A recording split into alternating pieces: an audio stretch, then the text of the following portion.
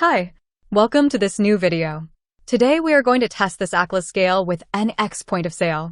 Before this video, we installed the PVcom scale integration software. This software allows us to create a virtual emulation, which means that it will convert this ACLAS scale into a model compatible with NEX Point of Sale. The first thing we have to do is enter configuration. Then go to option 32. Here we select the COM port and the Magellan scale model.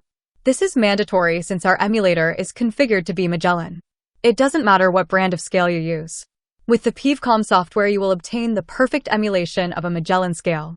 After selecting the Magellan model, click OK to save the changes and return to the main menu. When you enter a new order, you can read the weight of your scale by pressing the on-screen button or by pressing the F1 key on your keyboard. PVcom has this viewer that shows the weight in real time on the scale. We can hide this viewer if we do not want it to be visible. This PVcom software will automatically start with your Windows startup and will guarantee the operation of any brand of scale. If you liked this video, we invite you to visit our official page where you will find more information about this app. Thanks for watching this video. If you have any questions, do not hesitate to leave them in the comment box. If you need a test, write to us and we will help you install and test your scale.